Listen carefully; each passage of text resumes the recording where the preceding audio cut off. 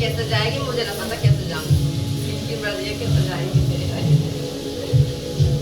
वृंदावन में छुप छुप के रहबे, कन्हैया जी से ना बोलूंगी। वृंदावन में छुप छुप के रहबे, कन्हैया जी से ना बोलूंगी। जब जब कन्हैया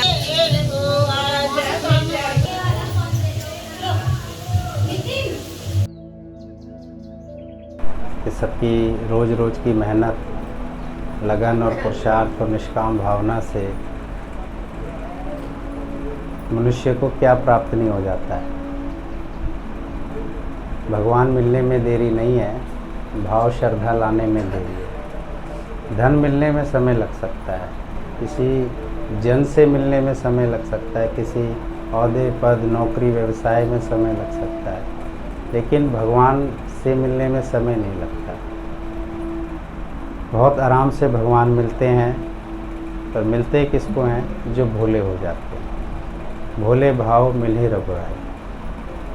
चतुराई, चालाकी और होशियारी और समझदारियों से प्रभु की प्राप्ति नहीं होती है। और अगर मनुष्य ने प्रभु की प्राप्ति नहीं करी और सब कुछ प्राप्त कर लिया, तो आया पिया खाया पिया बस पशु तिनका समान होता है। आए थे जगत में किस लिए?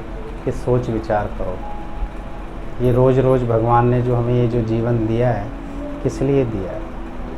जो मालिक परमपिता परमेश्वर हमारे लिए इतना करते हैं, हम उनके लिए कितनी सोच विचार रखते हैं, कितना कार्य करते हैं। संसार में अगर हमारे लिए थोड़ा भी कोई कुछ करता है तो हम उसे अपना तन सौंप देते हैं, मन सौंप देते हैं, समय सौंप देते हैं, सब कुछ उसको दे देते हैं। और जो परमपिता परमेश्वर हमें इतना दे रहा है, हम जब उसको देते हैं तो बहुत सोचते हैं।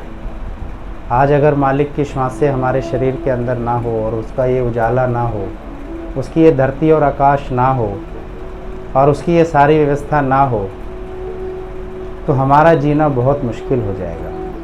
तो हमेशा ध्यान रखें कि सबसे बड़ा दातार अगर कोई इस धरती पे है तो वो परमपिता परमेश्वर ही है। तो जितना भी हो सके परमपिता परमेश्वर के लिए ये जीवन दें, समय दें, उसके लिए मेहनत करें, निकलें, और जितना भी कुछ हो सके हम परमपिता परमेश्वर के लिए ही करें। हम उसकी बराबरी तो नहीं कर सकते, हम तो उसके चरणों की धूल के समान भी नहीं हैं, लेकिन ये भी कहा गया है शास्त्रों में और गुरुओं ने कि भक्ति में बहुत शक्ति होती है और भक्त के वश में भगवान आ जाते हैं। पर ये होता तभी मुमकिन है जब हमारा मन साफ होता है। मन साफ अपने घर पे बैठे बैठे नहीं हो सकता, मन साफ होता है सात संगतों में आने से। सुबह शाम की जो ये मेहनत है, बहुत ज़बरदस्त मेहनत है, और ये मेहनत किसी की भी ख़राब नहीं जाती है। और इसी मेहनत से हमें आनंद, शांति, वैभव, ऐश्वर्य सब कुछ प्राप्त होता है। जब हम रोज़ रोज़ सत्संग आते हैं तो उसके अनेकों अनेकों लाभ हमें मिलते हैं। सत्संग आने के इतने लाभ हैं कि मनुष्य सोच भी नहीं सकता। संसार में जाने के भी लाभ हैं, वहाँ भी इंसान अपना तन मन धन लगाता है, बुद्धि योग्यता काबिलियत लगाता है, रिश्ते नाते बनाता है, नौकरियाँ पदों की प्राप्ति करता है, लेकिन वहाँ के जो सुख हैं वो क्षणिक है, बदले में हमें ज़्यादा देना पड़ता है। कितना सारा समय देते हैं तब जाके थोड़ा सा धन हमें मिलता है। हम अपने तन को किसी को सौंपते हैं तो तब जाके हमें भी कोई तन का सुख मिलता है। हम अपना समय वक़्त लगाते हैं, किसी का साथ और सहयोग करते हैं तो ही हमारे लिए भी कोई इतना करता है। लेकिन अगर हम साध संगतों में बैठकर अगर क्षण भर भी अगर हम समय दें और श्रद्धा भाव से थोड़ा सा भी अगर हम धन दें तो उसकी बढ़ोतरी इतनी होती है जैसे धरती में एक बीज जाता है और अनेकों अनेकों फल हमें प्राप्त होते हैं। तो साध संगतों में बैठने का बहुत लाभ होता है और ये तभी महसूस होगा जब हम रोज़ आकर बैठेंगे। इतने अनंत अनंत फ़ायदे होते हैं। देखिए, माता पिता से बच्चों को यही फ़ायदा हो सकता है कि वो पढ़ लिख सकते हैं, नौकरियां लग सकती है, उनकी शादियां हो सकती है, उनको घर मिल सकते हैं, लेकिन भगवान की प्राप्ति नहीं हो सकती, जीवन का उद्देश्य पूरा नहीं हो सकता, मुक्ति मोक्ष नहीं मिल सकता, क्योंकि वहाँ पर माता पिता असमर्थ होते हैं। भाई बंधु भी एक दूसरे की मदद कर सकते हैं, सहयोग कर सकते हैं, दुख तकलीफ़ और कष्ट में साथ दे सकते हैं, लेकिन अगर हमें कहा जाए कि वो हमें इस भवसागर से पार पहुंचा देंगे तो ये उनके अंदर में क्षमता नहीं है। कोई भी धन हमें सुविधा दे सकता है, क्षणिक सुख भी दे सकता है, लेकिन हमेशा का आनंद नहीं दे सकता है वो धन। कोई भी साथी और सहयोगी हमारा कुछ समय खुशियों में बितवा सकता है, कुछ साथ हमारा दे सकता है, लेकिन लगातार वो हमारा साथ दे दे और पूरे जीवन पर्यंत हमारे साथ रहे, ऐसा कभी ना देखा गया है, ना सुना गया है। इसी प्रकार इंसान की बुद्धि, योग्यता, काबिलियत, क्षमता, बल समय समय पर वो भी क्षीण हो जाती हैं और शरीर से चली जाती है। तो देखा जाए तो सभी असमर्थ हैं, सभी में अक्षमता है, किसी में इतनी योग्यता नहीं है, किसी में इतना बल नहीं है कि वो हमें इस 84 के फेरे से मुक्त करा दे।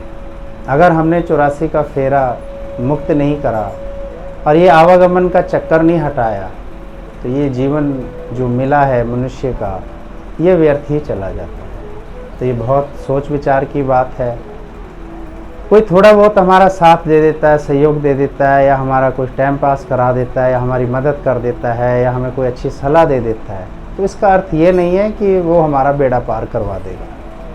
ठीक है, ये मनुष्य की देह मिली है, मनुष्य को आदत पड़ जाती है साथ और सहयोग लेने की, मदद लेने की, क्योंकि शुरू से ही उसे समाज में ऐसा देखने को भी मिलता है और महसूस भी होता है कि सभी के साथ की आवश्यकता पड़ती है। बालकपन से ही उसको एक आदत पड़ जाती है कि हमें इतनी इतनी चीज़ें चाहिए, इतनी वस्तु चाहिए, इतने व्यक्ति चाहिए, तो ही शायद हमारा जीवन चल सकता है। तो ये जीवन चल तो सकता है, लेकिन पहुँच तो नहीं पाया जहाँ तक इसको पहुँचना था। इस जीवन को भगवान के चरणों तक पहुँचना है, और ये भगवान के चरणों तक तभी पहुँच सकता है जब हमारे पास सतगुरु होंगे, ब्रह्मज्ञानी गुरु होंगे।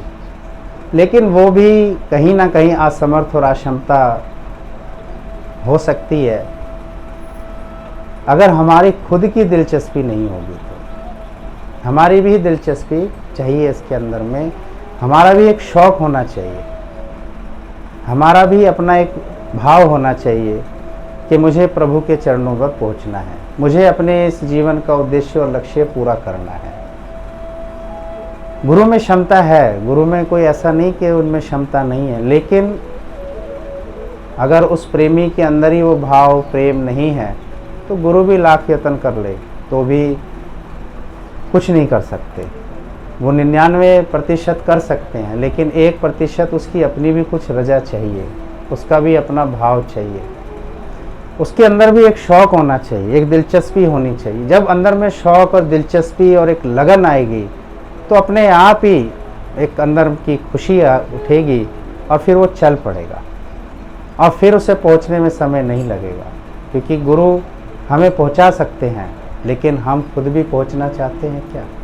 हम खुद भी चाहते हैं कि हाँ, मुझे भगवान की प्राप्ति हो, मेरे जीवन का उद्देश्य पूरा हो, लक्ष्य पूरा हो, और मैं इस आवागमन के चक्कर से छूटूं और ये 84 का फेरा ख़त्म होए। इस जीवन काल में भी हम सब देख सकते हैं कि कितने दुख तकलीफ़ कष्ट परेशानियां आ जाती हैं ना चाहते वे भी, पर वो आ कहाँ से गई, कैसे आ गई। हमने तो बहुत सोच समझकर नौकरी करी, व्यवसाय करे, ये पैसा कैसे चला गया, ये परेशानियां कैसे आ गई, बहुत सोच समझ के हमने रिश्ते बनाए, लेकिन ये सब कैसे हो गया। इन सब के पीछे जो कारण है वो यही है कि ये सब स्थायी नहीं है, ये अस्थायी है, ये क्षीण भंगुर है, परिवर्तनशील है। ये कभी भी किसी के साथ एक समानता से नहीं रह सकते। आज भले ही कोई लगे कि कोई इंसान मेरा बहुत चाहता है, मुझे बहुत प्यार करता है और मुझे बहुत मदद करता है, बहुत, आप ज़रा सोच समझ के रखना कि आपके पास कुछ और भी है, वो नहीं कोई चाहता है, आपकी आत्मा को नहीं चाहता। कोई आपके धन को चाहता है, कोई तन को चाहता है, कोई पद को चाहता है, कोई आपकी बुद्धि को चाहता है, लेकिन वास्तव में हमें कौन चाहता है? हमें सिर्फ और सिर्फ भगवान ही चाहते हैं। कोई किसी को नहीं चाहता है, क्योंकि सबके रिश्ते नाते कहीं ना कहीं इच्छा सुख और स्वार्थों से जुड़ जाते हैं। ये तो रोज़ रोज़ के ज्ञान में आने से हमारा ध्यान उस तन धन पद से हटकर एक आत्मा की तरफ लगता है, और जब हमारा ध्यान आत्मा से जुड़ता है तो परमात्मा से स्वतः से ही लग जाता है, और हमारा उद्धार और कल्याण और हमें मोक्ष और 84 का फेरा हमेशा के लिए छूट जाता है। मोक्ष की प्राप्ति होती है, जीवन का उद्देश्य पूरा होता है और हमारा जीवन धन धान्य हो जाता है। परमपिता परमेश्वर को भी खुशी होती है, गुरु को भी खुशी होती है, साथ संगत को भी खुशी होती है, समाज को भी खुशी होती है कि इसने अपने जीवन का लक्ष्य पूरा किया, उद्देश्य पूरा किया। नहीं तो ये आधा अधूरा ही रहता है। अगर हम गृहस्थ तक पहुँचे और हमने वानप्रस्थ और संन्यास की प्राप्ति नहीं करी, इसके लिए किसी उम्र का इंतज़ार नहीं करना चाहिए। इसके लिए शुरुआत करनी चाहिए आज से ही कि मुझे अपने वानप्रस्थ और संन्यास की तरफ पहुँचना है। तो ये सब कुछ सत्संग से ही मिलता है, सत्संग से ही समझ आएगी। घर बैठे ये सब बातें समझ में नहीं आएगी। अगर हम ऐसे ही अपने जीवन को बिताते रहे इसी मोह ममता लोभ लालच में, तो ये सब यहीं छूट जाता है। हम सिर्फ अपने तन धन और अपने इन सब कुटुंब कबीलों पर ही ध्यान रहते चले गए इस संसार से, तो हमारे हाथ में क्या आएगा? क्योंकि इंसान का सब कुछ यहीं छूट जाता है। अगर साथ में कुछ जाते हैं तो उसके वो नेकी के कर्म जाते हैं, और नेकी के कर्म तभी माने जाते हैं जब उसका मन साफ हो जाता है। कोई भी राग द्वेष नहीं होना चाहिए, लोभ ममता नहीं होनी चाहिए, इच्छाएं नहीं होनी चाहिए, तभी हमारा उद्देश्य और लक्ष्य पूरा होता है। घटनाएं दुर्घटना आएंगी, इंसान ऐसे आएंगे, लेकिन हमें सबसे प्यार करना होगा। कोई बुरा नहीं है भले मन के वास्ते, जितवल देखा उतवल हम ही हैं और कोई नहीं है। हमारी सोच और दृष्टिकोण ही है। देखा जाए तो संसार बुरा नहीं है, संसार बहुत अच्छा है, लेकिन ये अच्छा तभी दिखाई देगा, भगवान अच्छा तभी लगेगा, साथ संगत तभी अच्छी लगेगी जब मैं अपने को आत्मा जानूंगा। तो जब तक मनुष्य अपने को आत्मा नहीं जानेगा और देही मानकर बैठा रहेगा, तो शायद धरती पे उसको सुखी करने वाला कोई नहीं होगा, क्योंकि इस तन को सुखी कोई नहीं कर सकता। हम ही नहीं कर सकते, जो हमारे संग में ये आया है हम ही इसे सुखी नहीं कर सकते, तो दूसरा इसको कैसे सुख कर सकता है? थोड़ा बहुत ऐसा लगता है आकर्षण कि कोई मुझे सुख दे रहा है, कोई मुझे खुशियाँ दे रहा है, लेकिन वो हमें नहीं दे रहा है, वो अपनी पूर्ति कर रहा है, वो अपनी इच्छाएं पूरी करता है। अगर हम नौकरी करने भी जाते हैं या व्यवसाय करते हैं, तो देखिए वहाँ कितना समय वक़्त और बुद्धि लगानी पड़ती है, तब जाके हमें कोई धन देता है। रिश्ते नाते कुटुंब कबीले भी जब हमारे काम आते, जब हम भी उनके यहाँ इतना समय बिताते हैं, जन्म में मरण में हारी में बीमारी में, हम उनके यहाँ जाते हैं, बैठते हैं, समय देते हैं, तो ठीक है, उसका वो बदला देने के लिए, चुकाने के लिए वो भी फिर हमारे पास ऐसे ऐसे वक़्त पर आकर खड़े हो जाते हैं। लेकिन वास्तविकता में साथ तो नहीं मिल सकता ना, ये तो एक दूसरे का लेन देन हो गया, सुख स्वार्थ हो गया। जब तक शरीर है कोई साथ दे सकता है, लेकिन जब ये शरीर छूट जाएगा तब कौन साथ देता है? तब हमारा साथ हमारे परमपिता परमेश्वर और सतगुरु और ये साथ संगत ही देती है। तभी मनुष्य का उद्धार और कल्याण निश्चित है, नहीं तो नहीं हो सकता। लाख यत्न मनुष्य कर ले इस धरती पर, कितना ही धन का अंबार और कितने ही जन, कितने ही वस्तु, कितना ही कुछ कर ले, कितने ही स्त्रियां अपनी बना ले, कितने ही पुरुषों को वो अपना बना ले, कितना ही सब कुछ कर ले, लेकिन वो सुखी नहीं हो सकता, वो खुश नहीं हो सकता। तो सुखी और खुश और जीवन का उद्देश्य साथ संगत में आने से ही होता है, और सत्संग के लाभ अनंत हैं। इसका व्याख्यान करना बहुत मुश्किल है, क्योंकि जितना हम आएंगे उतना हम पाते चले जाएंगे। ये एक ऐसी खान है जहाँ एक बारी इंसान चल पड़े तो यहाँ तो अंबार लग जाते हैं सुखों के, खुशियों के, चाहने वालों के, प्यार करने वालों के, इज्जत और मान सम्मान देने वालों के। लेकिन ध्यान रहे कि उनमें भी ना अटक जाना। अगर जो कोई इंसान इनमें भी अटक जाता है तो उसे भी एक दिन फिर से वही दुख लगता है, तकलीफ़ लगती है, परेशानियाँ लगती है कि कल तक तो मुझे इतना पूछते थे, आज नहीं पूछते हैं। तो कहीं ना कहीं वो फिर जीव भाव, देह भाव और मन में अटक गया, क्योंकि उसने अपने को आत्मा नहीं जाना। तो हमेशा अपने को आत्मा जाने, ब्रह्म जाने, और यही जाने कि जो जीवन भगवान ने मुझे दिया है वो जीवन मुझे भगवान को ही देना है। ये जीवन किसी और के लिए नहीं बना था। ये मन सताता है, परेशान करता है, विषय भोग विलासों की तरफ लेके जाता है, सुख सुविधाओं की तरफ लेके जाता है, इच्छाओं की तरफ खींचता है। तब भगवान का स्मरण करें, गुरु का स्मरण करें, और अपने को आत्मा जानकर अपनी स्थिरता फिर से मजबूत कर और अपने उद्देश्य और लक्ष्य को जरूर पूरा करें। भगवान की रजा में राजी रहें कैसे? गुरु के वचनों को सुनकर हम भगवान की रजा में राजी रह सकते हैं। गुरु हमें बताते हैं कि भगवान ने हमें बहुत कुछ दिया है, बड़े में बड़ी मनुष्य दे दी है, और बहुत अच्छा व सुंदर परिवार व संसार दिया है। हमेशा भगवान का धन्यवाद करें।